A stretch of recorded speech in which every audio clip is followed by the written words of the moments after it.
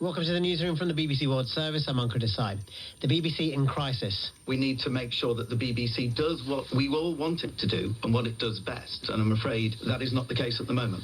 Donald Trump welcomes the resignation of the BBC's Director General and Head of News following claims viewers were misled by the editing of a speech by the US President. Also, Typhoon Wong batters the Philippines with destructive winds and torrential rain days after another storm caused devastation.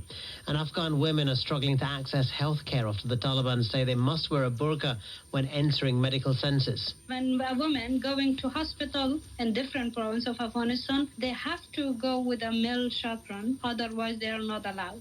And fancy a free holiday to a Swedish cabin? There is just one catch. Då skickar vi ett sms till stugans telefon. If you fail, you'll receive a text message instructing you to check out in the morning. We'll explain all of that after this BBC World News Update.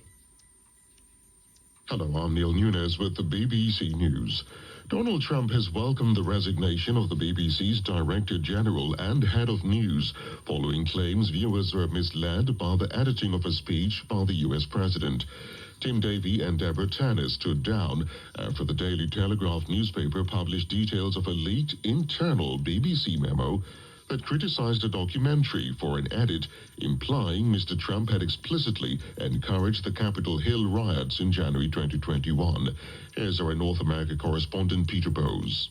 Using some of the same language as the Telegraph article about the edited panorama footage, Donald Trump says the BBC was caught doctoring what he said was his very good, perfect speech of January the 6th.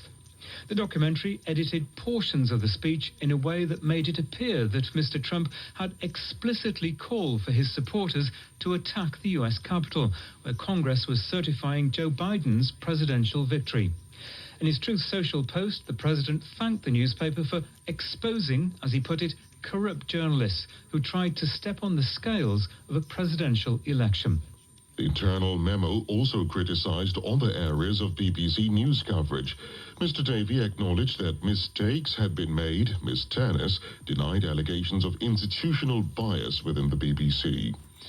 The Philippines is continuing to grapple with Typhoon Wong, which is making its way westwards through the northern island of Luzon after making landfall on Sunday. The storm, with sustained winds of over 180 kilometers per hour, is causing significant disruption. Jonathan Head is in eastern Luzon. For the moment, people are sheltering in any solid buildings they can find. Earlier today, we watched coastal areas evacuating. People leaving anywhere near the sea or any low-lying or flimsy houses and moving into sports centers, city halls, while these driving winds cross the country. American media are reporting that U.S. senators have reached a potential agreement on a stopgap funding measure to pause the government shutdown. Enough funds will reportedly be available to keep the government running until the end of January. A Sudanese doctors' union has accused the Rapid Support Forces of removing hundreds of bodies from the streets of El Fasher, the capital of North Darfur State, to conceal alleged atrocities against civilians. This man was displaced from El Fasher and described his experience. There were killings, theft. You could get tortured and have your mobile phone and money taken from you. Many youngsters were humiliated. Several were killed right before our eyes. The streets were filled with bodies of young men. We were treated with cruelty. This is the latest world news from the BBC. Officials in Belgium say 3 drones have been detected flying above one of the country's 2 nuclear power plants. A spokesman for the energy company running the Doel facility near Antwerp said there had been no impact on the plant's operation.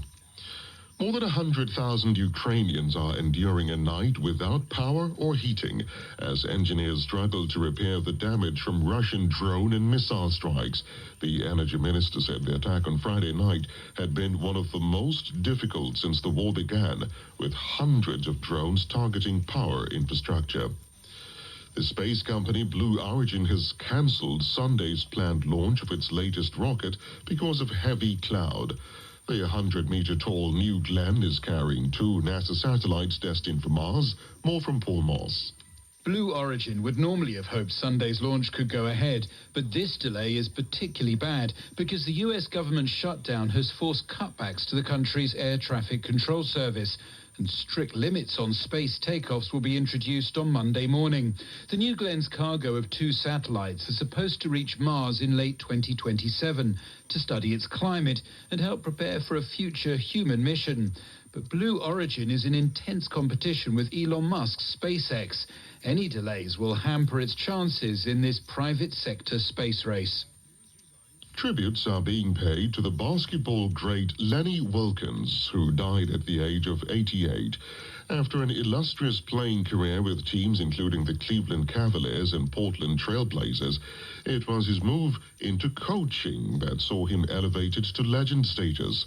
His career saw him coach 2,487 games, the most in NBA history, and rack up the 3rd highest number of wins. BBC World News. You're listening to the newsroom from the BBC World Service with me, Ankur Desai. Welcome to the programme. We begin with the story of the BBC in crisis, after 2 of its most senior leaders resigned in a dramatic turn of events. In the week before last year's US presidential election, the BBC broadcast a documentary